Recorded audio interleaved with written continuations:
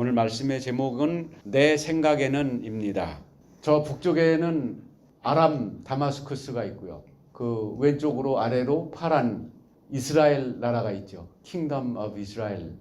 그거는 북왕국이고 밑에 노란 나라는 다윗의 나라, 다윗의 후손들이 왕이 되는 유다 나라, 그렇게 부릅니다.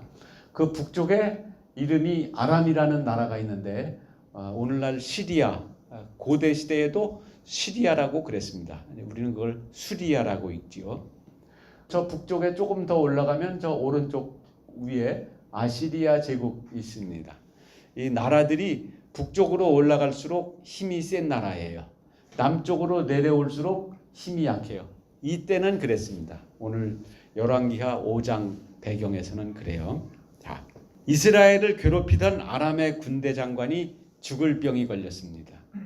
좋은 일이죠. 안 좋아요? 여러분들은 심성이 저보다 다 고우시군요. 그것이 인간의 기본적인 본능적 감정이죠. 이 이스라엘을 괴롭히던 저 아람 나라의 국방부 장관이 전쟁을 수행할 수 없는 병에 걸렸습니다. 좋은 일입니다. 그런데 개인적으로 가장 불행한 일을 겪고 있는 그 이스라엘에서 포로로 잡혀온 여자아이가 있는데 이 아이가 이 사람의 치료에 결정적인 역할을 합니다. 왜? 우리는 그 질문을 하고 싶죠. 왜? 가만히만 있으면 되는데 왜 그걸 도와주려고 그래? 이 소녀의 나라는 어떤 나라라고요? 사로잡혀온 그 조국이 어디라고요? 이스라엘입니다. 저 이스라엘이 저 당시에 나라가 남북으로 나뉘어졌던 저 시대에 남쪽 나라는 그래도 여호와 하나님을 잘 섬기는 나라로 시작을 했고 북쪽 나라는 처음부터 우상 숭배하는 나라로 시작을 했어요. 그래서 이 나쁜 나라에 사로잡혀 왔지만 사실은 우리나라도 별로 좋은 나라는 아니에요. 그런 나라에서 이런 믿음이 좋은 딸이 있었다고 하는 것은 참 의외의 사건입니다.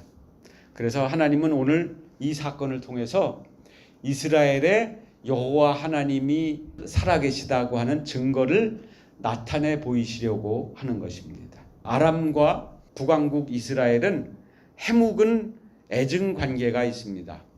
저 아람의 왕이 틈만 나면은 이스라엘을 쳐들어오는 거예요.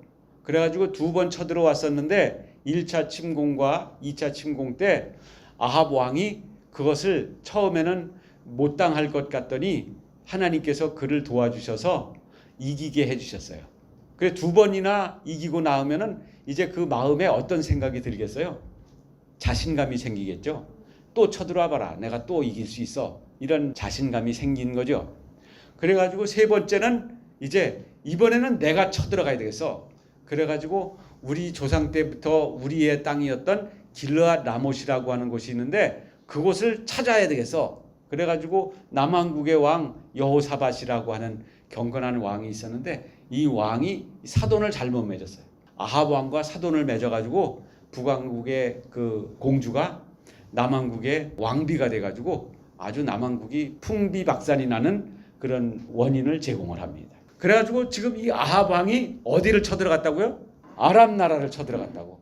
어디를 찾으려고? 길르앗 라못을 되찾으려고. 그랬다가 거기에서 전사를 했습니다.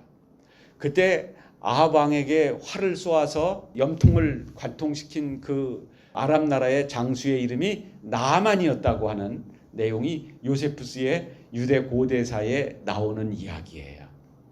그러니까 그 뒤를 이어서 왕이 되었던 아합의 두 아들들이 있는데 아하시아라고 하는 아이가 왕이 되어가지고 나라를 다스렸고 그 다음에는 여호람이 나라를 다스렸는데 이때는 불안한 평화가 유지되고 있었던 그런 시대였어요. 그때 그 나아만 장군이 지위가 얼마나 높으냐 하면은 아람을 구원한 사람이에요.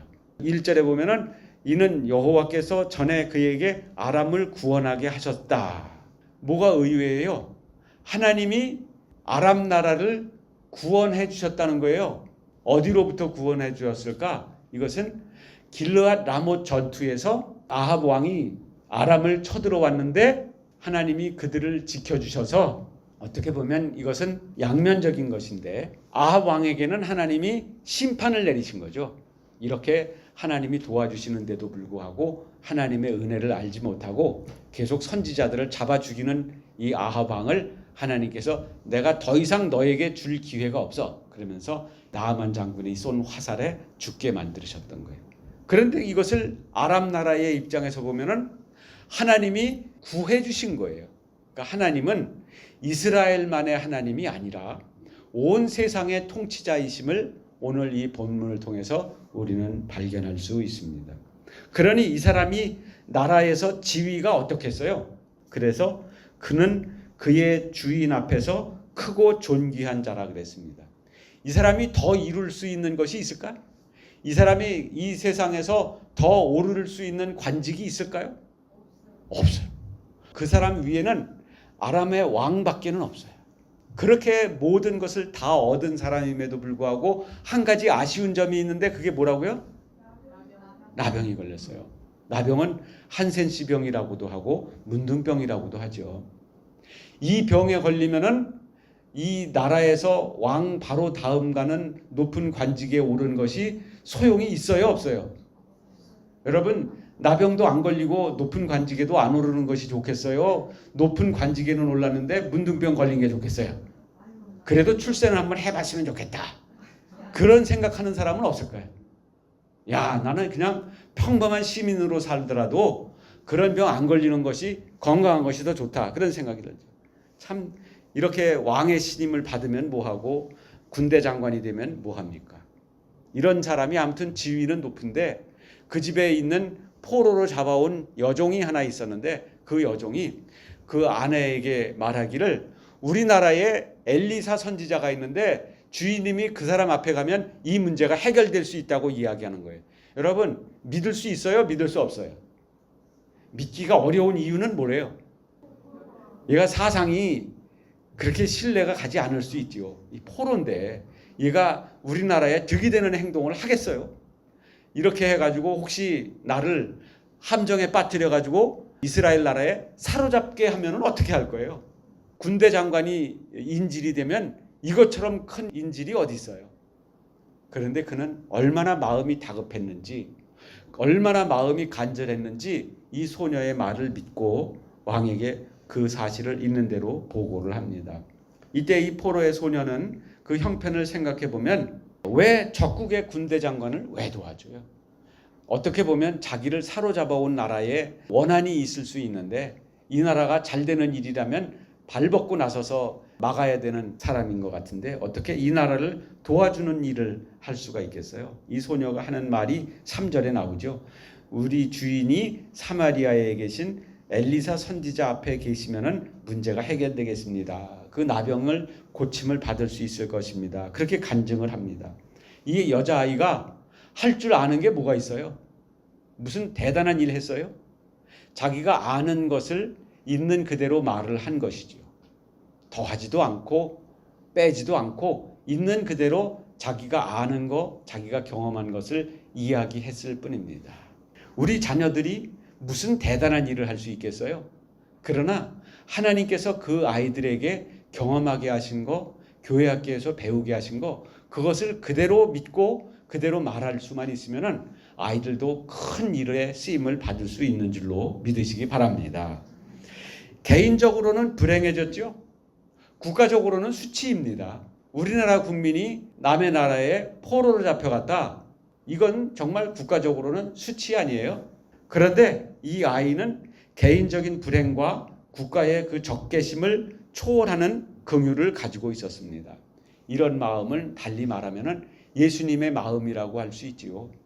예수님은 자기를 십자가에 못 박는 군병들을 용서하는 기도를 하시고 그들을 불쌍히 여기시는 말씀을 하시잖아요. 요나 선지자가 있는데 하나님은 구약시대부터 이스라엘만의 하나님이 아니고 모든 나라의 하나님이셨구나 하는 것을 우리는 요나서를 통해서 볼 수가 있지요. 아, 그 흉악한 나라 아수르도 구원받을 수 있구나. 그들도 복음을 듣고 회개할 수 있구나 하는 것을 우리는 요나서를 통해서 알 수가 있어요. 그런데 그때 당시에 요나 선지자는 하나님의 그런 넓은 아량과 사랑을 이해하지 못했죠. 하나님은 우리나라의 하나님이어야만 합니다. 우리나라를 괴롭히는 나라에 대해서는 어떤 은혜도 베푸시면 안 됩니다. 우리도 그런 착각에 빠지는 경우가 참 많아요. 그저 하나님은 교회 안에서나 으르렁거리시는 분이지 교회 바깥에 나가면은 꿈쩍도 못하는, 돈의 위력 앞에서는 하나님도 꿈쩍도 하지 못하는 그런 째째한 하나님으로 여기는 경우가 얼마나 많은지 몰라요. 그러나 오늘 이 말씀을 통해서 나아만 장군의 치료를 통해서 하나님은 이스라엘에서만 하나님이 아니고 이스라엘보다 강한 아람 나라에서도, 그보다 더 강한 아수르보다도 더 힘이 크신 하나님이고 그 모든 나라는 다 하나님의 손바닥 위에 있는 나라들이라고 하는 것을 보여주고자 하시는 것입니다. 근데 북왕국이 이렇게 하나님께 불순종하는 나라였음에도 불구하고 참 그런 나라에서 포로로 잡혀온 소녀가, 그렇게 믿음이 좋은 소녀가 포로로 잡혀오다니, 그 동네에 많은 소녀들이 있었을 텐데 왜 다른 애들은 다 피할 수 있었는데 이 아이만 포로로 잡혀왔을까? 자기 스스로 생각할 때 내가 열심히 하나님을 섬겼는데, 박해에도 불구하고 하나님을 잘 섬겼는데 왜 나만 포로로 잡혀왔나? 자기의 불행을 곱씹으면서 평생 하나님을 원망하면서 살다가 죽어도 시원찮을 만큼 그런 비참한 상황에 떨어져 있습니다. 그런데 그는 자기의 불행을 초월해, 국가적인 적개심을 초월해서 하나님의 긍휼을 그 적국의 장군에게라도 펼쳐주고 있는 모습을 우리는 볼 수가 있습니다. 우리는 하나님의 계획을 다 알 수 없습니다. 제가 최근에 읽은 어떤 책에 보니까 인내의 학교에는 졸업생이 아직까지 한 명도 없었대요. 앞으로도 없대요. 졸업생은 없고 입학생만 있어요. 여러분, 하나님께서 우리에게 허락하시는 인생은 우리가 육신을 입고 있는 한 계속 모든 순간이 인내해야 하는 순간이에요. 여러분, 땡볕에 바깥을 내다보면 내가 저기를 지나갈 수 있을까? 지하주차장 지나가면서 생각하는데요. 이제는 농사도 땅 아래에서나 짓지 땅 위에서는 농사도 못 짓겠다. 원가가 더 들어가. 물도 많이 줘야 되고 햇볕도 가려줘야 되고. 그러느니 차라리 지하에다가 농지를 만들어서 농사를 짓고. 이제는 도시 건설이 점점 더 땅속으로 들어갈 것 같아요. 우리는 인내를, 이 환경에 대한 인내, 인간 관계에 대한 인내, 인간들도 마음이 전부 산성화되어 가고 있는 것 같아요. 다 녹여버려, 다 부식시켜버려. 정말 살기 힘든 이런 세상이 되어가고 있지 않습니까? 그런데 이 소녀가 처한 그 종살이와 같이, 타국에서 종살이하는 것과 같이 인내의 과정이에요. 모든 것이 다 인내의 과정이에요. 그 가운데 내가 살아남을 수 있을까? 그런 위기감을 느낄 때가 많이 있습니다. 하나님께서는 우리를 인내의 학교에 입학을 시켜주셨습니다. 여기에서 끝내 살아남을 수 있는 우리가 되기를 바랍니다. 이 아이가 기도한 것은 그저 하나님 나 해방시켜주세요. 나 좀 고국에 돌아가게 해주세요. 이 나라 망하게 해주세요. 그런 기도를 한 것이 아닙니다. 그는 문제 해결만을 위해서 기도한 것이 아니고 자기가 처한 그 환경에 최대한 적응하면서 거기에서 맡겨진 일에 충성하면서 자기가 알고 있는 것, 자기가 경험한 것을 그대로 말함으로써 하나님이 이스라엘에서만 살아계신 것이 아니고 온 세상 나라도 하나님 앞에 무릎 꿇어야 산다고 하는 사실을 말할 수 있게 해주셨던 것입니다. 그런 의미에서 우리가 지금 당하고 있는 고난은 분명히 축복으로 연결되는 통로가 되는 줄로 믿으시기 바랍니다. 세 번째, 이스라엘 왕이 등장을 하는데요. 이 사람의 이름은 여호람이에요. 아하베야 다음에 아하시야, 그 아하시야 다음에 여호람, 그 다음에는 이제 예후가 왕이 돼서 이 아합의 가문이 다 멸문지화를 당하게 됩니다. 이 왕이 누구에게 편지를 받았어요? 아람 왕에게 편지를 받았어요. 그 편지를 받으면서 7절에 그의 리액션이 뭐예요? 옷을 찢으며 이르되 내가 사람을 죽이고 살리는 하나님이냐? 그가 어찌하여 사람을 내게로 보내 그의 나병을 고치라 하느냐? 너희는 깊이 생각하고 저 아람 왕이 틈을 타서 나와 더불어 시비하려고 하는 것인 줄로 알아라. 그러니 무엇을 준비해라? 침략을 준비해라. 저 왕이 지금 우리나라 쳐들어오려고 지금 시비 걸고 있는 거니까 전쟁 준비해라, 이런 거예요. 이 사람은 엘리사 선지자의 존재를, 자기네 나라에 이 막강한 선지자가 살아계심을 알고 있는 것 같아요? 모르고 있는 것 같아요? 모르고 있는 것 같아요. 전혀 모르고 있는 것 같아요. 그래서 그가 수소문해서 엘리사 선지자를 찾아와라 그랬어요. 8절에 보면 반대죠. 하나님의 사람 엘리사가 이스라엘 왕이 자기의 옷을 찢었다 함을 듣고 왕에게 사람을 보내어 이르되 왕이 어찌하여 체면을 불구하고 옷을 찢었나이까? 그놈을 내게 보내십시오. 이스라엘의 여호와 하나님의 선지자가 살아있는 줄을 알려주겠습니다. 이렇게 말을 합니다.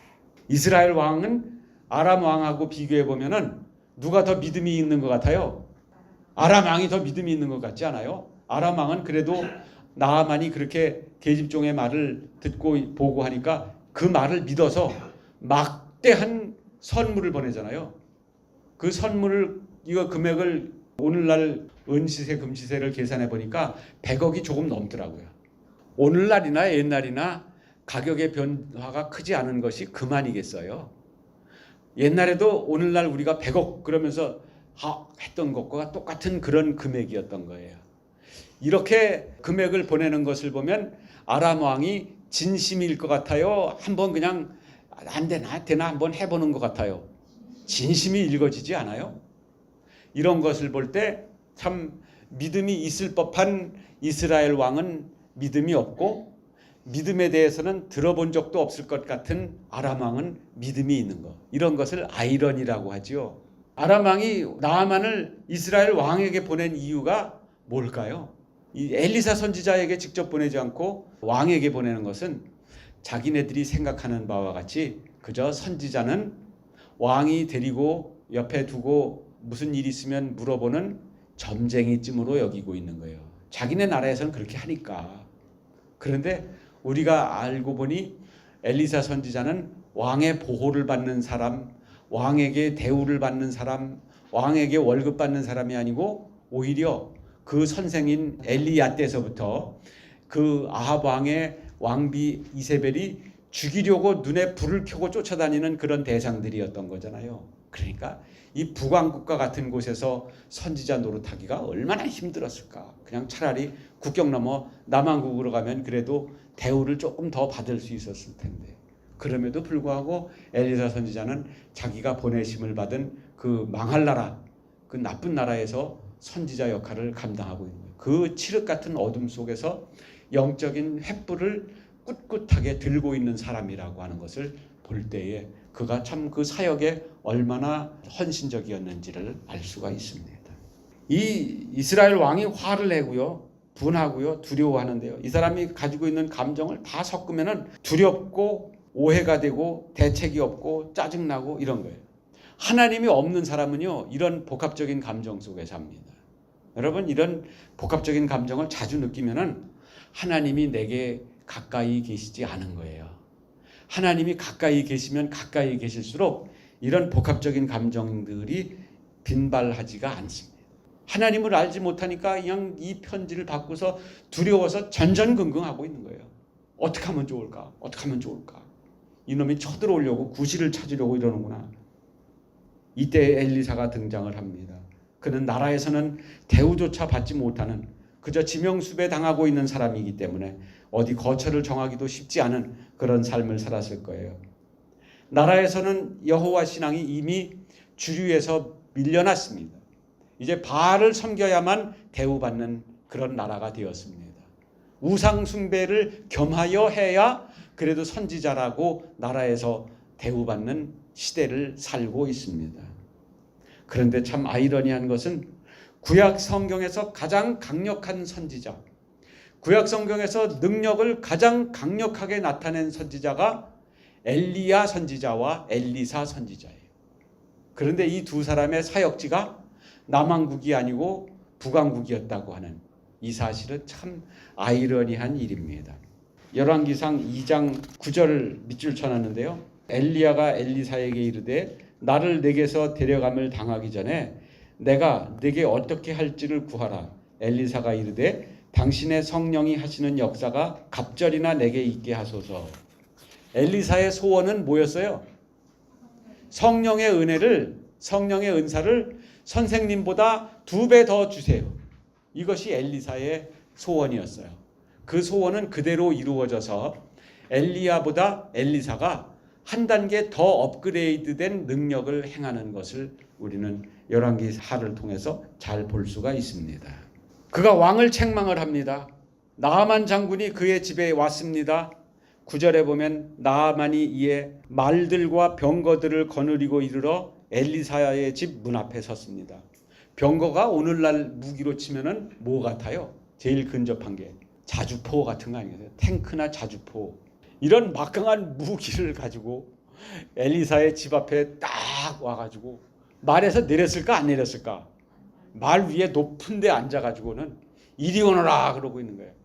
그랬더니 엘리사가 네가 오너라 그러는 거예요. 이 나아만 장군의 위세가 대단합니다. 그런데 그는 그 위세 앞에 주눅들지 않아요. 남한국의 왕은 그 편지 하나에도 바들바들 떨었어요. 왕인데도. 그런데 엘리사 선지자는 그 나라에서 아무도 알아주는 사람이 없는 그저 주류에서 밀려난 제야 인사임에도 불구하고 아람 나라의 그 장군이 자주포를 끌고 그 집 문 앞에서 이리 오너라 하고 있는데도 문도 안 열어줘요. 담대하게 종을 내보내가지고는 요단강에 가서 7번 몸을 씻어라. 그러면 나을 것이다. 이렇게 얘기하는 거예요. 그랬더니 나아만이 황당해진 거죠. 11절에 나아만이 노하여 물러가며 이르되 이제 가는 거야. 야 가자. 내 생각에는 오늘 말씀의 제목이죠. 내 생각에는 그가 내게로 나와서서 그의 하나님 여호와의 이름을 부르고 그의 손을 그 부위 위에 흔들어 나병을 고칠까 하였도다.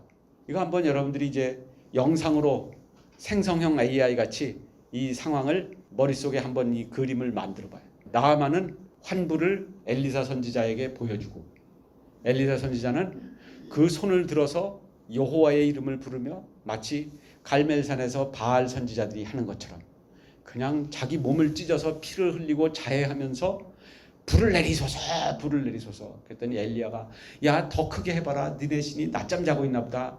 이렇게 조롱하고 있고 그렇게 막 하는 행위 한 글자로 말하면 구슬하기를 기대한 거예요. 구슬. 그냥 호들갑을 떨면서 구슬을 하는 거. 얼마나 성의가 있어 보여. 그렇게 하면은 이 큰 나라 군대 장관이 볼 때 야 그래도 내 병을 치료하려고 성의를 보이는구나. 그게 누구의 생각이야? 나아만의 생각이야. 나아만이 하나님의 이 선지자 앞에 치료가 코앞에 다가왔는데도 거기서 그 은혜를 받지 못하고 하마터면 돌아갈 뻔한 그 장애물이 뭐였어요? 누구의 생각이었어요? 내 생각이었어요. 여러분 오늘 우리가 하나님의 은혜를 경험하지 못하는 하나님의 은혜의 코앞에 와가지고 경험하지 못하는 그리고 돌아가는 그 결정적인 장애물은 내 생각일 수 있다는 것을 여러분들에게 경각심을 불러드리고 싶습니다. 내 생각은 나를 위하는 것 같지만 결코 나를 위하지 못하고 하나님을 내 생각, 내 방식 속에 내 기준 속에 가두어 두려고 하는 그런 장애물이 된다고 하는 것을 우리가 이 말씀을 통해서 기억할 수 있었으면 좋겠습니다.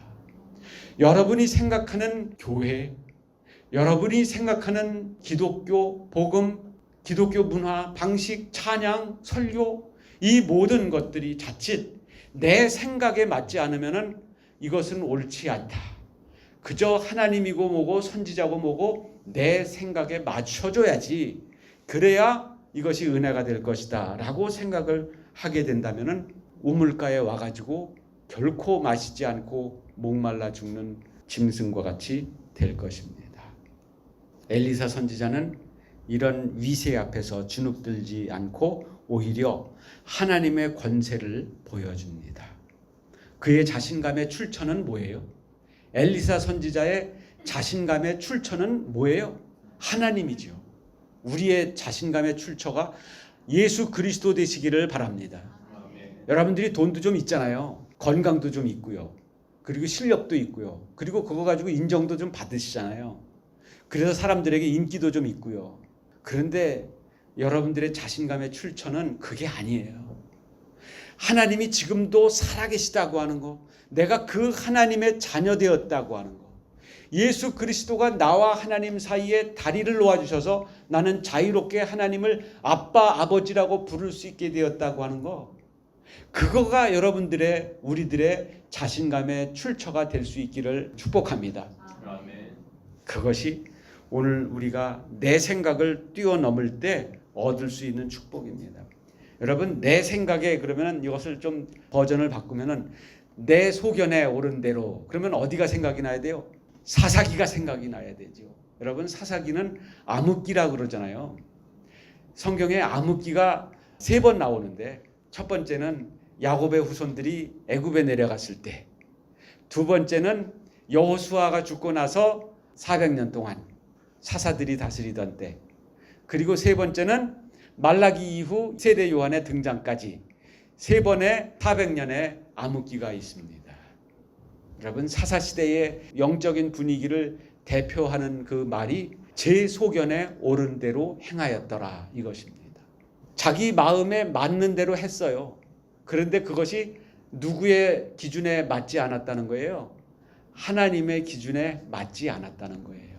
하나님의 법은 모든 법 위에 있습니다. 그러므로 여러분, 여러분의 생각을 내려놓고 하나님의 뜻이 어디에 있는지 그것을 늘 물으면서 그 뜻대로 따라 살기를 축복합니다.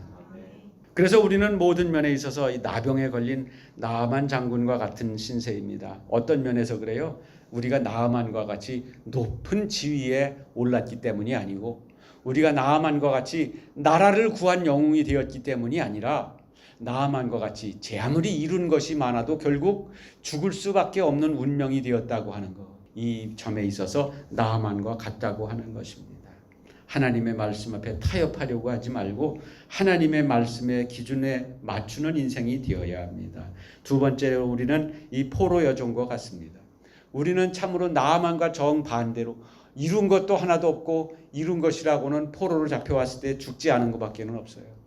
불행을 노래하다가 불행 속에 죽을 수밖에 없는, 고국을 그리워하고 가족을 그리워하다가 이 나라의 원수를 어떻게 갚을까 분노 속에, 원한 속에 살 수밖에 없는 그런 인생들이었습니다. 그러나 이 모든 열악한 조건 속에서도 적개심을 초월하는 예수 그리스도의 긍휼을 그들에게 베풀었을 때에 나아만 장군이 귀국해가지고 이 여종을 어떻게 대우했을까? 그거 뭐 굳이 성경 그렇지 않아도 굵은데 그 얘기까지 다 쓸 필요가 있었겠어요? 이 여자아이는 참으로 존귀한 대우를 받게 되지 않았겠어요? 우리는 나의 개인적인 불행을 초월할 때에, 국가적인 적개심을 초월할 때에, 그때의 크신 하나님을 경험하게 될 줄로 믿으시기 바랍니다. 그것이 신나는 신앙생활 아니겠어요? 결론적으로 우리는 이스라엘의 하나님이 이스라엘 안에서만, 오늘날 하나님이 교회 안에서만 호령하시는 그런 하나님이 아니라 온 세상의 통치자이심을 믿으시기 바랍니다. 그런 면에 있어서 우리의 신앙이라고 하는 것은 그저 취미를 선택하는 게 아니에요. 파크골프가 좋을까? 수영이 좋을까? 이건 아무거나 해도 상관없어요. 둘 다 해도 상관없고. 그런데 여호와 하나님만을 섬기고 오직 예수 그리스도만을 섬기는 그 신앙, 이것은 죽느냐 사느냐의 문제입니다. 내 기준대로 사느냐, 하나님의 기준에 맞추어 사느냐, 이것은 그저 선택의 문제가 아니고 죽느냐 사느냐의 문제예요. 죽느냐 사느냐 앞에서 그까짓 거 아무거나 선택하면 어때? 이렇게 생각하는 사람이 어디 있습니까? 온 세상의 통치자 되신 우리 주 예수 그리스도를 찬양합니다. 할렐루야.